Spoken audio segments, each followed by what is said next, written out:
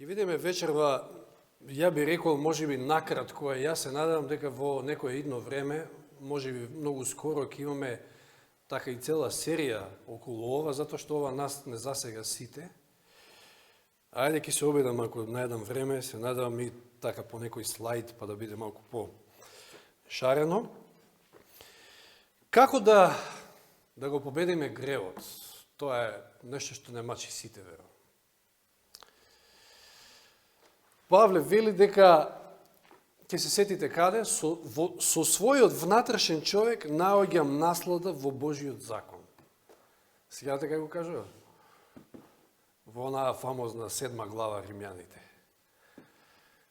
Кога вели, сакам да правам добро, ама веднаш тука е законот, законот на гревот, и ме тера да правам зло. Значи, ама со својот внатрешен човек наоѓам наслада во Божиот закон. Значи, мил му е Божиот закон, ама со внатрешниот човек. Што подразбира под тоа? Внатрешниот човек е всушност повисоката природа кај човекот, или тоа е оној челен или фронтален резен, како го кажеме, на нашиот мозок, каде што е умот, совеста, расудувањето, тука е моралот, тука е духовноста, тука сме ние, тука е нашиот карактер, всушност, најважниот дел. А во Галатјаните 5.16, истиот Павле ќе каже, че Галатјаните 5.16, одете по духот и нема да ги исполнувате страстите на телото. И сега, знаете, не се ова само сексуални страсти, пошто обично денеска подразбираме, страст. Не. Вие може да имате страст кон многу работи. Страст за фудбал може да имате, страст за било што, за јадење, за било што. Значи. Под страстите на телото, Павле мисли на таа пониска природа. А тоа е лимбичен систем, кој што се наоѓа во меѓумозокот или се наоѓа точно под. Сега како го представам тоа, значи, да беше сликовито, полесно ќе беше. Значи, точно под фронталниот резен, под челниот резен. Тоа е лимбичниот систем, кај што се и амигдалата, еден мал дел, личи на бадем, затоа се вика амигдала. Не знам, ние во нашиот крај во Свети Николе, бадем го викаме миндал. Значи, нешто слично со германците. Германците така некако го викаат, мислам дека миндал или амигдала, мал дел, и хипоталамусот, исто така многу мал дел. А овие делови се многу битни. Тука се страстите, тука се желбите, тука е апетитот, тука е нашето его, тука е она чувство на задоволство, тука се лачат оние допамин, серотонин, хормони на среќа и хормони на задоволство. И тука највеќе ѓаволот си поиграл всушност уште на почетокот со Адам и Ева, и тука го имаме проблемот. Тука е таа постојана борба. Кој ќе преовлада, повисоката природа или пониската? Самиот збор кажува кој би требало да има контролата, ама не е така кај паднатиот човек. Тоа е проблемот. Тука е битката. И пред се Павле, значи ги спомна веќе деловите во Галатјаните, во Римјаните, ја опишува таа борба меѓу овие две природи. Дали на свој начин, со свој речник. И замислите си, ние живееме 6000 години после падот во грев. Колку таа повисока природа е ослабната, за сметка од друга страна колку е појачена пониската природа.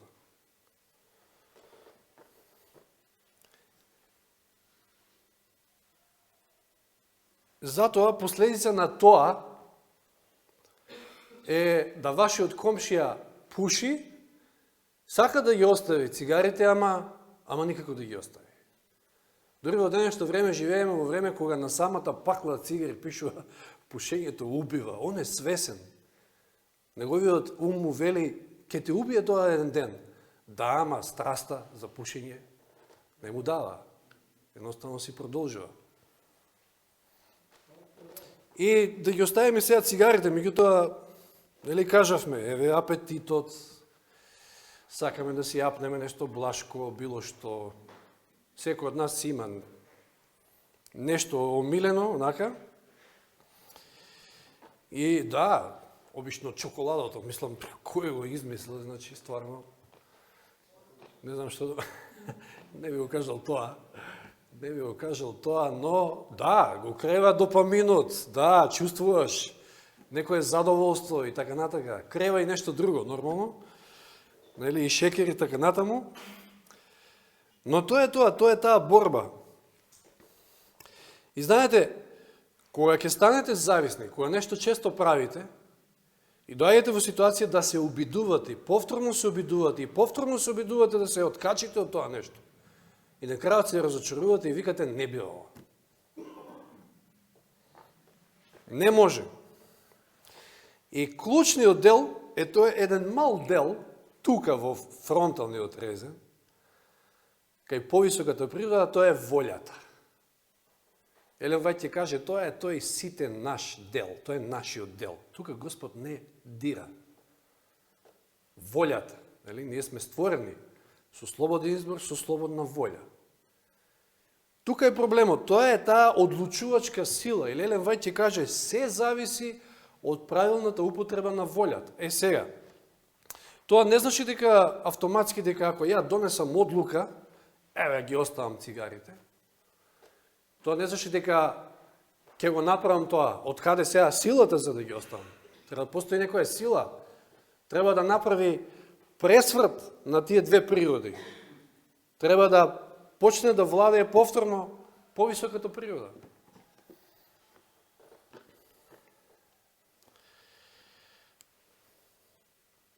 А и волјата исто така е ослабена. И знаете, има луѓе, да, ќе речете, ово има стварно силна волја, цврста волја. И да, тие луѓе може да постигнат нешто повеќе во некоја област, меѓутоа во некоја трета област па се слаби, ќе паднат. И повторно ништо. Значи не е до нашата силна волја, не е тоа решението. И сега да отвориме во Римјаните 7 глава, таа позната глава.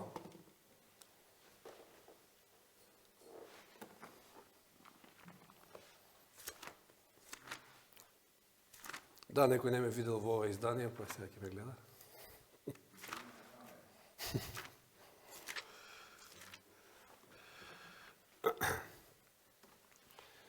И читаме од 21 стих. И така го наоѓам овој закон, дека кога сакам да правам добро, злото е близу. Вистина со мојот внатрешен човек, значи повисоката природа. Наоѓам наслада во Божиот закон. Но, гледам друг закон во моите членови, кој војува против законот на мојот ум и ме заробува под законот на гревот, што е во моите членови. И е ова, беден човек сум јас. Не бива. Кој ќе ме спаси од ова смртно тело? Му благодарам на Бога преку Исуса Христа, нашиот Господ. Значи, добро, пред да отидеме на овој 25 стих. Која има контролата овде, во овие неколку стиха што ги читаме? Значи, сакам да правам добро, со мојот внатрешен човек наоѓам наслада во законот, свесен сум што е добро и сакам да го правам доброто, ама не го правам. Значи, контролата има таа пониска природа.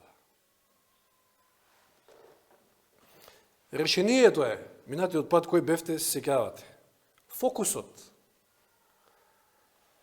Му благодарам на Бога преку Исуса Христа, нашиот Господ. Кај треба да гледаме? Од кај треба да бараме сила? И Господа. И 26 стих повторно потврдува Павле и вели, и така јас самиот со умот му служам на Бога, на Божиот закон, а со телото на законот на гревот. Како кажа овде, законот на гревот. Дури е во првиот стих можеме да отидеме и вели, и така сега нема осудување за оние кои се во Христа Исуса и одат не по телото, а по духот. Значи, не го следат, не ја следат пониската природа, туку веќе се засилени, имаат сила, владее кај нив повисоката природа, го слушаат разумот и преку совеста Духот Свети, влијанието на Духот Свети. И за нив нема осудување, тие го држат законот. Значи има решение е битно. Сега да отвориме во Ефесијаните 3:16. За секого има решение и за се има решение. Ефесијаните 3:16.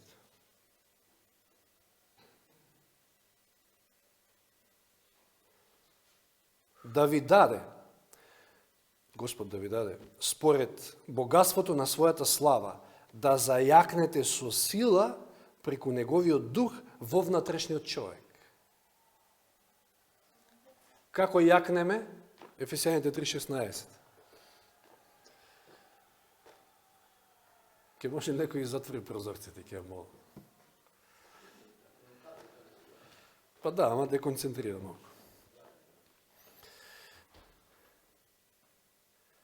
Значи, Ефесијаните 3:16, пак ќе го прочитам. Да ви даде, значи Господ да ни даде според богатството на својата слава, да зајакнете со сила преку неговиот дух во внатрешниот човек. Кај не треба сила, што треба да зајакне кај нас? Повисоката природа. Внатрешниот човек. На него му е потребна сила. Значи, он е слаб. Не може да кажеме, сега доаѓаме до заклучок, има некој таму со посилна волја човек. Може да прави некој чуда, што јас не може да ги правам, меѓутоа, што е он е јак? Не. Сите ние сме слаби во падната грешна природа. Нам ни е потребна сила за силување од Духот Свети во тој внатрешен човек. И тоа не значи дека кога ќе ја добиете таа сила, дека сега страстите, чувствата ги нема тука, нели? Исчезнале. Не, тука се. Тоа е дел од вашата природа.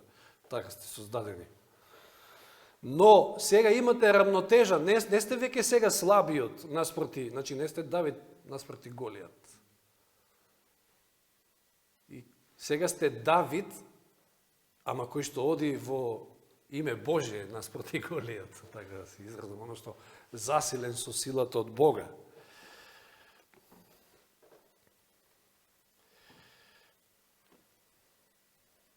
Добивате сега слобода. Што велеше стихот таму, нема осудување за оние кои што се во Исуса Христа. Кога сте засилени од Духот Свети, кога дозволувате да Духот Свети влијае во вас и ја имате сега таа контрола над страстите и апетитот, нормално Бог преку вас, вие сте сега слободни. Затоа што ај се вратиме во Римјаните. 7 глава.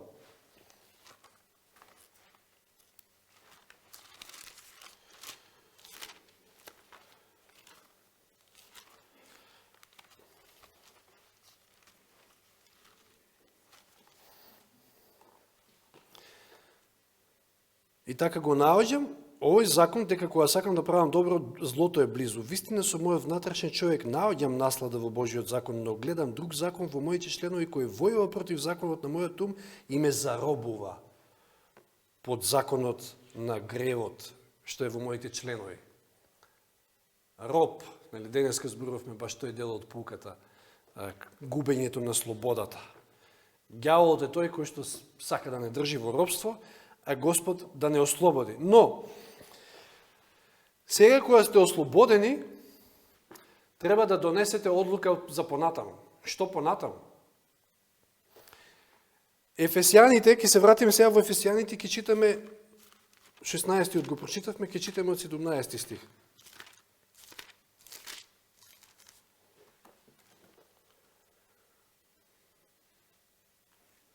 Значи, еве ќе прочитаме пак 16-тиот, да ви даде според богатството на својата слава, да зајакнете со сила преку неговиот дух во внатрешниот човек.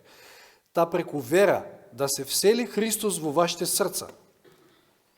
Да бидете вкоренети и засновани во љубовта, за да можете да сватите со сите свети, што е ширина и должина и височина и длабочина, и да ја познаете Христовата љубов која го надминува знаењето, за да се исполните со целата Божја полнота. Тие што се во Христа Исуса и тие во кои што е Христос Исус, за нив нема осудување, Тие се сега силниот човек, тие се силните. Римјаните 5.5. Послание до Римјаните 5.5.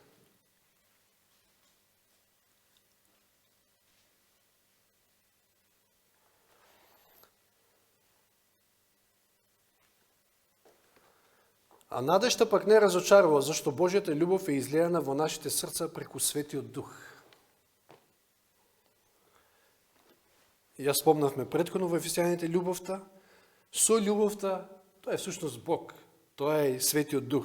Значи, тоа се синоними, така да... Тоа е едно те исто. Љубов, Бог. Светиот Дух е таа сила која што ни е потребна. И сега да отидеме пак во 8 глава од Римјаните и да прочитаме од 2 до 8 стих оние познати стихови.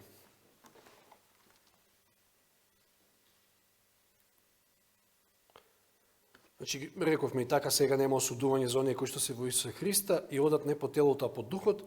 И интересно е што во овој првиот стих од 8 глава, ако имате некој друг превод, како например ревидирано, испуштен е оној вториот дел од стихот. Битен, иако подолу се спомнува. Значи, и така сега нема осудување на оние кои што се во Христа Исуса. Мислам дека тука завршува стихот. Кој е тој превод? А тоа може да е протестантскиот вакво, па може да е и поправено, не знам, меѓутоа јас...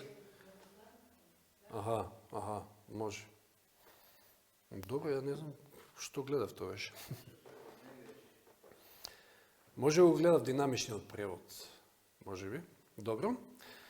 Зашто законот на духот, на животот во Христа Исуса, ме ослободи од законот на гревот и смртта. Еве сега Павле, оној закон на гревот, што го наречува во 7 глава, нарекува, овде го нарекува на гревот и смртта, затоа што знаете, гревот и смртта одат заедно, секојаш. Зашто тоа што му беше невозможно на законот, еве сега онаа тема, нема потребно да се зборува денеска, Јани доволно кажа, невозможно на законот зашто беше слаб заради телото. Заради нашата грешна, слаба природа. Законот не може ништо да направи, не може да не спаси, не може да не оправда, туку само да ни укаже колку сме грешни, но Бог го изврши, испрекајќи го заради гревот, својот син во обличје слично на грешно тело и поради грев го осуди гревот во телото. Исус дојде во нашата природа, и то токму во нашата природа, за да покаже дека се може. И Исус, кој го имаме предвид Исус, тој немаше предност на нас. Можеме да кажеме дека на некој начин предност му беше тоа што тој беше роден исполнет со Дух Свети. Тоа што ние треба да го направиме во текот на животот, да дозволиме да Духот Свети не исполни. И секогаш, заради тоа што секогаш владееше повисоката природа кај него, тој никогаш не сгреши. Волјата секогаш правилно ја користеше. Или нели на друг начин ќе каже, секогаш ја творев волјата на мојот татко. Тоа беше неговиот живот. Тој го направи тоа, за да можеме ние го осуди гревот во телото. Па праведноста што законот ја бара да се исполни во нас, кои не одиме по телото, туку по духот. Ево, не одиме по телото, туку по духот. Зошто кои се по телото мислат за телото, доека оние од духот мислат за нештата на духот. Бидејќи мудрувањето на телото е смрт, а мудрувањето на духот живот и мир. И и овој 7 стих е јасен, вели, зашто мудрувањето на телото е непријателство против Бога, бидејќи не му се покорува на Божиот закон, ниту пак може. Дали сваќаме дека ако нас не води таа пониска природа, ние не можеме да го држиме законот? Не можеме. Не може, вели овде. Сега ова води кон едно логично прашање, па зашто тоаш Господ ни дал страсти, желби, емоции, апетит? Зошто? Кога имаме проблем со тие работи? Па сепак, он е креатор, он е творец, он најдобро знае. Ако вие немате страсти, апетит, ама страсти знаете сега да не ги сваќаме онака во онаа конотација како што спомнав. Ако немате страсти, ако немате апетит, ако немате емоции, тоаш вие нема да го доживеете животот исполнет, убав, радосен, онака како што Господ сака да го живееме. Без емоции. Каков живот би бил тој? Ама, сега тука е поентата. како не создал Господ. Таа пониска природа, тој лимбичен систем, кај што значи, емоциите, страстите, апетитот. Сега малку со оној шоферски речник. Тие се добри за на папучета на газ, даваат газ, ама се лоши за воланот. И сега емоции, страсти. Мислите, летате и во некој ендек, затоа што не знаат со воланот. Не одат во вистински правец, не знаат да командаат. Затоа е повисоката природа. Тука е разумот. Пример, Господ е извор на мудрост, знаеме, на сета мудрост. И ако Ева не погрешила, секојдневно ќе напредувала во таа мудрост. И секој ден ќе бил поубав и поубав, ќе доживувала вистинско уживање, дознавајќи се повеќе и повеќе за Господа. Тоа ќе биде нашето уживање, дај Боже, ако бидеме спасени. Ти рече некој досадно ќе биде таму, на небо. Досадно како што го опишува некој грешно човечко срце, како си го замислува. Па, сега досадно е за телесен човек, без кафана, без музика, таму без... Досадно е. Затоа и нема да, како велеше Елен Вајт, дури да се најде некој таков горе, он самиот ќе избега од таму, ќе си рече, не ми е тука местото мене. Да. Но што направил ѓаволот? И понудил и рекол, не, ти ќе бидеш мудра, ќе добиеш мудрост, ќе бидеш помудра, дознавајки што е добро, што е зло и што биднало. Дали Ева добила некакво вистинско задоволство и исполнување? Тоа е ѓаволот, тоа е оно што ѓаволот постојано го прави. Кока-кола, какво освежување, какво задоволство. Па не знам. Некоја игранка тамо, не знам што, и сето тоа делува на емоции, на чувства, на допамин се лачи, серато, газ до даска. Ама, некое краткотрајно задоволство и после тоа се гаси и вие после барате поголем стимул. Поголем стимулант некој. Не е тоа вистинското задоволство. Или еве да речеме некој многу сака зачинете храна. Знаете, луѓето кои што се обично љубители така на брза храна, што знам на такви работи, сакаат да има повеќе сол, па кетчап, и па не знам, па оцет, па сол, па бибер, па така натаму и така натаму. И таквиот човек не го доживува јаболкото, лубеницата, дињата, како што вие ќе ја доживеете. За него тоа не е толку вкусно. Да, затоа што кај него веќе, значи, тоа попуштање на таа пониска природа го нарушува вистинското задоволство. И кај осетот, кај вкусот, кај се, буквално. Кај човекот. Јас ки се сетам, јас долго време, кога можев, се обидував да делувам на брат ми да... Знаете, он доста сакаше така сувоместни работи, знаете, тоа се нитрити, нитрати, еден куп нездрави работи. Салата барем со тоа нешто, повеќе на... Не му е вкусно тоа. Не му беше вкусно. Ке му, дори така, некоја сугестија му делуваше, не, тоа ќе му го расипе желудникот, не знам, не му делува добро на желудникот и така натаму, така натаму.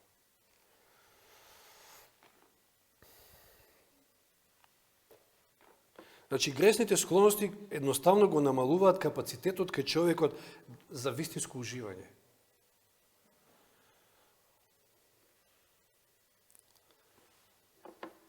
Човекот природно копнее по радост, по среќа, меѓутоа што прави со тоа што оди по забави, кај што ја бара радоста и среќата? Си ја уништува радоста и среќата. Замисли си во ова наше динамично општество, денеска динамичен живот, 5 дена рмбаш и после 2 дена, ајде малку релаксација. Не знам, во кафана, кој што е љубител, можеби на народна музика, некој во диско и така натаму.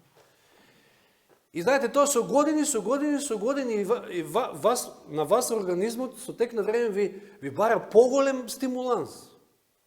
Поголем и поголем. Вие, не знам, мене ми е може би чудно, ама не е чудно за, пример речеме, некој ако сака филмови да гледа, не знам, па не можеш денеска да видиш некој нормален филм, ако ќе сакаш да гледаш, треба да гледаш некој филм од 80-тите или од порано.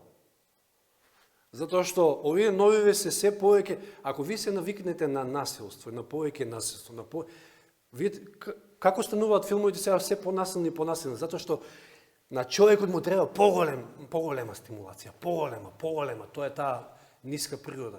Тоа е само доказ колку ѓаволот успел да не уништи. Или, еве, на било каков зависник, се почнува од една чашка, викаат, или алкохоличар. Ама не завршува тука. Се повеќе. Не знае колку му е доста. Да, го знаеме тоа.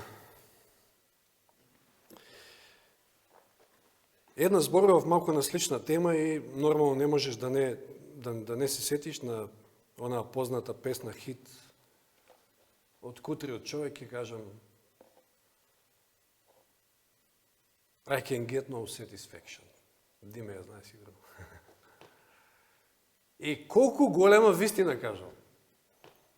Значи не можам да најдам задоволство, да се задоволствам. Не можам едноставно. Едно, друго, трето и тоа допамин скока. Допаминот скока, паѓа, допаминот скока, сакате повеќе, тоа ве турка во зависност на крајот, во депресија и не дај Боже во нешто трето. Да.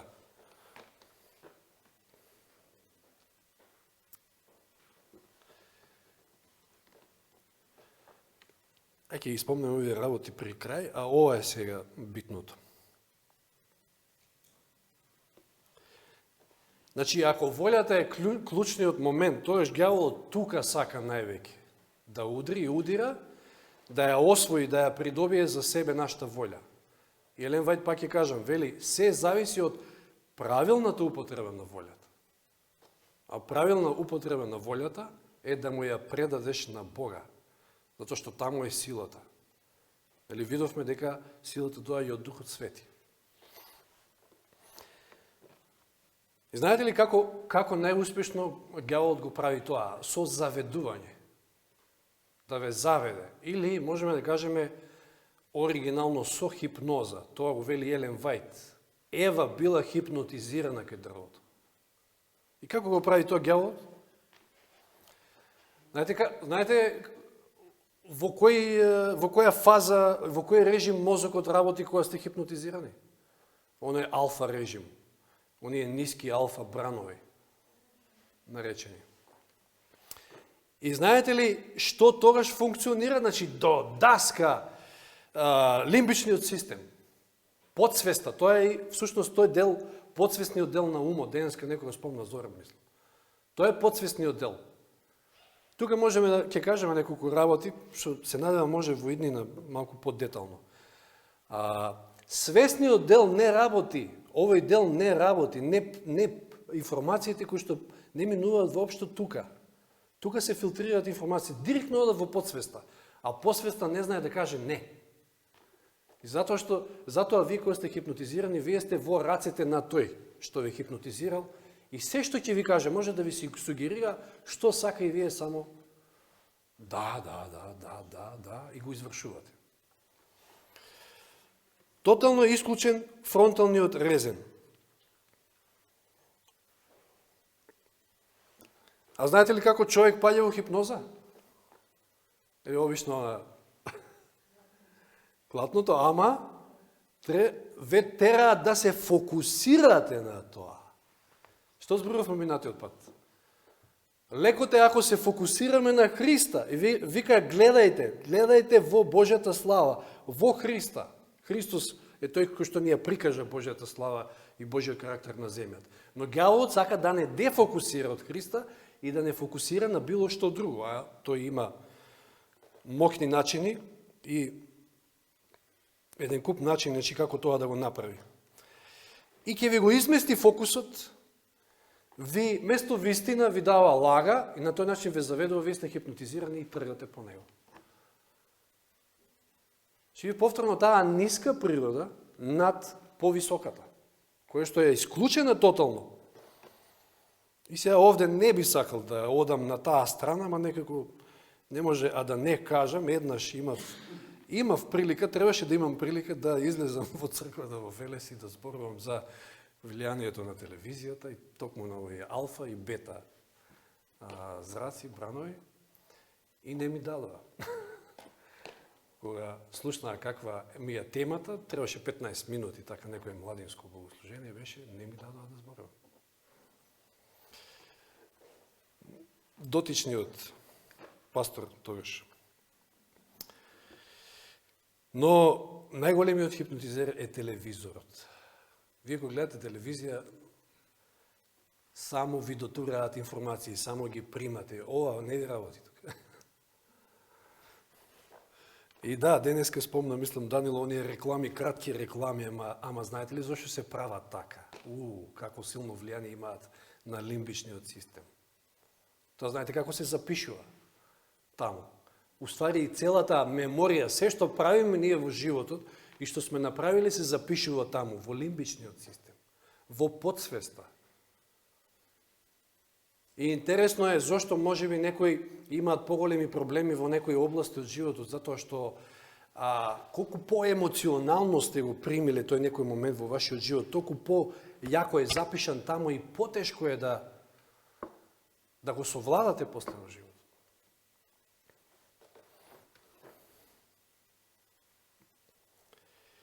И како била хипнотизирана Ева, ја денеска нешто спомнав, замислете. Господ изречито им забранил да не се фокусираат само на едно дрво. Се ви е дадено, само тоа оставете го. Воопшто. А ѓаволот ја натерал покрај сето тоа да се фокусира баш таму. Мислам, нели, она се дефокусирала, да кажем, уште кога го напуштила мажот, да речеме, ама веќе кога се нашла таму на тој терен, и реков каков е он огромен хипнотизер и заводник, како да кажем, и манипулатор. Неверојатно. Кај безгрешниот пар, кај Адам и Ева, успел да ги дефокусира од целиот рај, да ги фокусира на едно дрво, на една работа, кај што не требало. А замисли си ние денеска, што ни прави на нас денеска? Поготово во голем град, па не знам, билборд, па ваму екран, па овде, не знам, движечка реклама, не знам ова, не знам тоа. Буквално сме бомбардирани од сите страни. И што? Бог е рекол, немојте да јадете од тоа дрво, оти ќе умрете. Децидно јасно, појасно здравје. А што вели во Битие 3.6?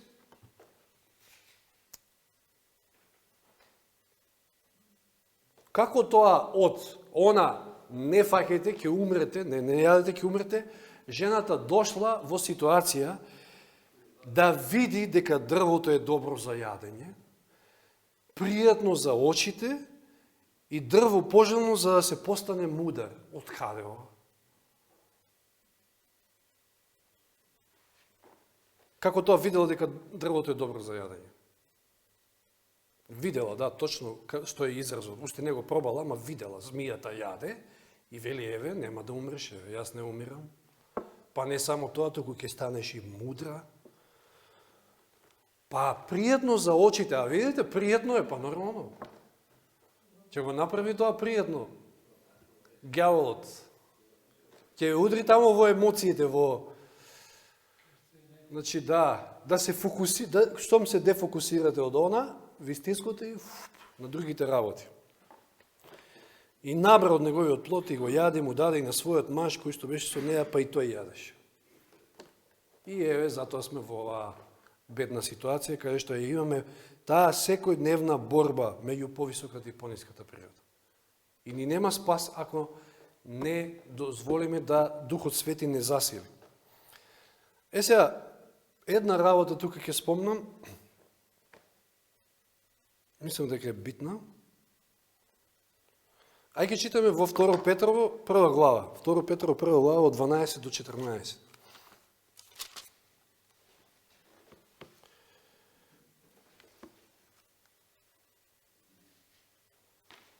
И што вели Петар овде?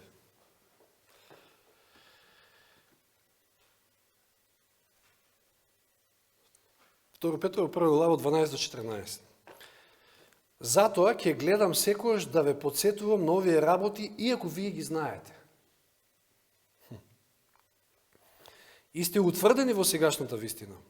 Но сметам дека е право, додека сум во овој шатор на своето тело, во ова тело, додека сум жив, додека сум меѓу вас, да ве разбудувам, да ве будам со напомнување, зашто знам дека скоро ќе го оставам мојот шатор, како што ме извести за тоа нашиот Господ Исус Христос.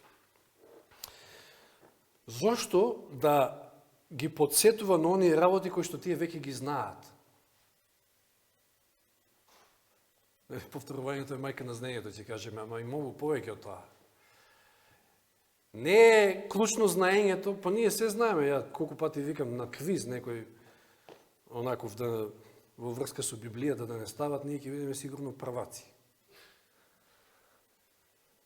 Ама едно е кога читаш, а друго е ако размислуваш на тоа. Знаете, тоа има посебно влијание. Ја ќе ви кажем искрено. Ја доека на времето, значи тоа бе, ќе кажам веќе дамнешно време, не знам кога беше, кога повеќе гледав видеа и проповеди на здравствена реформа, како влијаеше тоа врз мене. Па вие се сеќавате, мислам, имавме темички тука кратки од 15 минути попладне. Ама отидоа. Зошто? Затоа што па не гледам ја оддамна такви работи. Ја ги знам тие информации, зарем не ги знам? Ја ги знам, тука се, ама нема такво влијание, значи ако ги повторуваш, има влијание. Па нели добива смисла ова во второ законие? Ајде да отвориме второ законие, познатите стихови. Пета Мојсиева во 6 глава.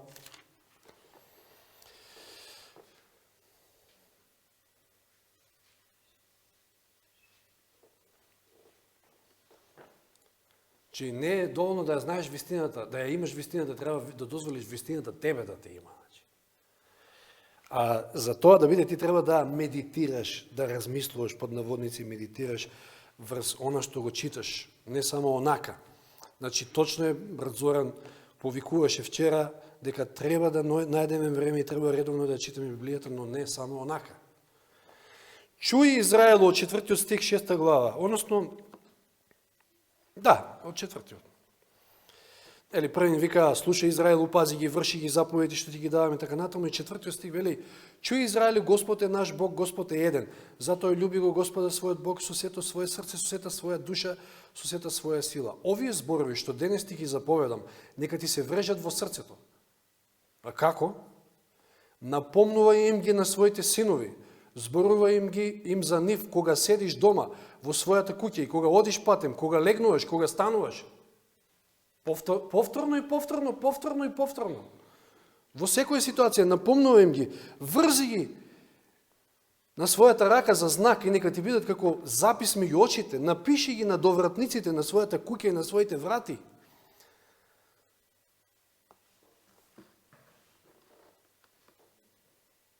Значи, потребно е повторување, така да не ми замерувате некојаш ако некој работи ги повторувам. Затоа што тоа не е зло. Може ќе рече некој, ајде, ово е се тоа, па тоа, дај, нека каже нешто друго, поинтересно, нешто ново. 1 Коринќаните 15, 1 и 2.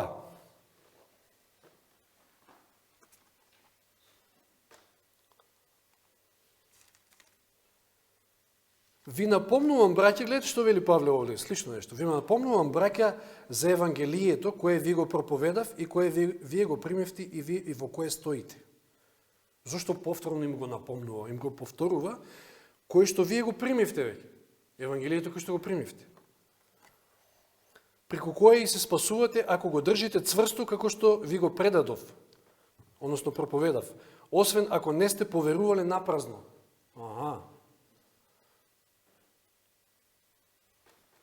Значи, Можеш да слушаш, можеш да читаш и можеш онака тоа да ти биде само напразно.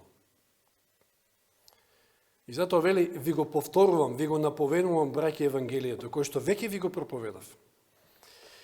Тоа е, ова се начини како да се полните со Духот Свети, со преку знаење, нормално преку комуникација со Господа, преку Неговата реч, која што е вдъхновена од самиот Дух, како да добиваме, да се засилуваме со сила од Духот Свети. Ако вие повеќето време го минувате на некоја друга литература или не знам, на гледање на филмови и така натаму, не се задржувате на Словото, затоа што си велите, па ја тие работи ги знам. Од кога ги знам, јас се знам. Меѓутоа има влијание кога ги читаш, кога ги повторуваш, кога размислуваш околу нив и секогаш Господ ќе ти даде нешто ново, ќе извлечеш нешто ново од тој текст кој што можеби порано не е. И клучен момент е за да го примете Духот, само уште овој стих ќе завршиме, Дела 5:32. Дела апостолски 5 глава 32 стих.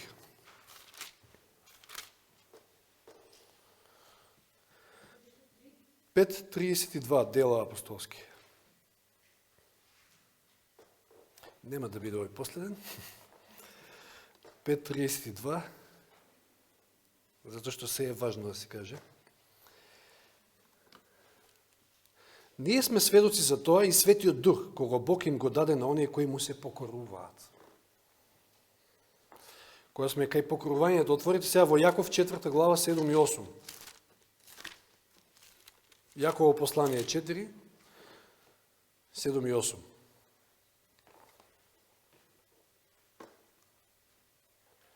И така, покорете му се на Бога, а противете се на ѓаволот и тој ќе побегне од вас.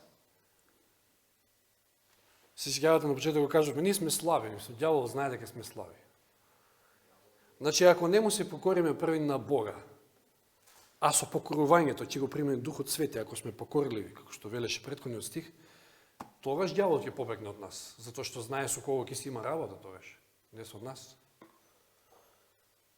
И следниот стих вели, приближете се кон Бога и тој ќе се приближи кон вас. Исчистете ги рацете грешници и исчистете ги срцата луѓе со разделена душа. Сеќавате минатиот пат? Кои се тие луѓе со разделена душа? Вели човекот со разделена душа да не мисли дека ќе добие нешто од Бога. Тој е вели непостојан во сите своји патишта. А Господ сака да бидеме цврсти.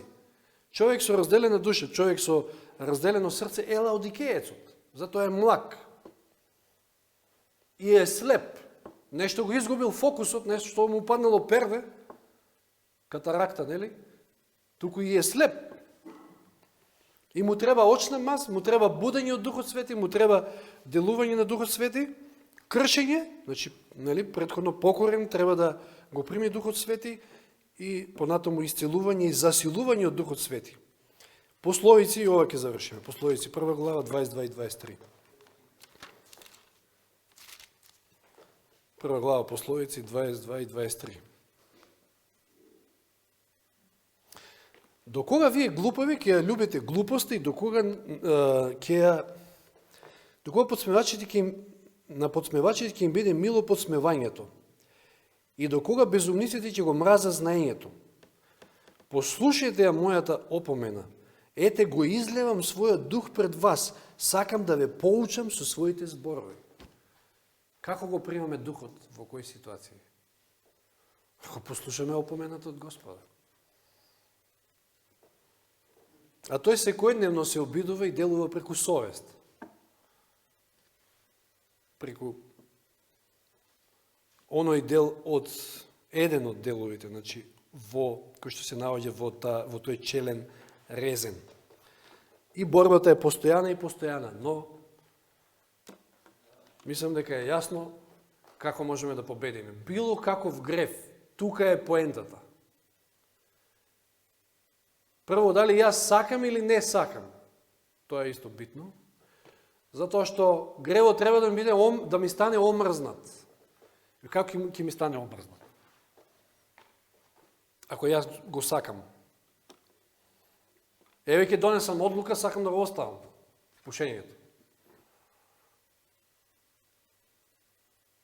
Ми треба сила, што вели Павле таму. Не можам. Сакам да го оставам, но не можам. Фала му на Господа и Исуса Христа.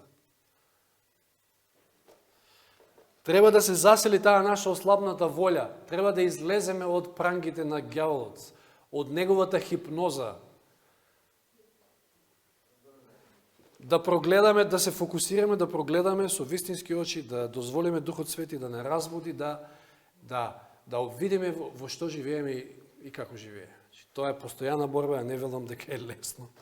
Воопшто не е лесно. Лесно е вака да се изнеси и да се каже, ама не е лесно затоа што 6000 години таа наша природа е слабее и слабее и слабее. Но го имаме семакниот Бог, да не забораваме. И се можеме преку Христа кој ни дава сила. Нека му е слава на Господа. Амин.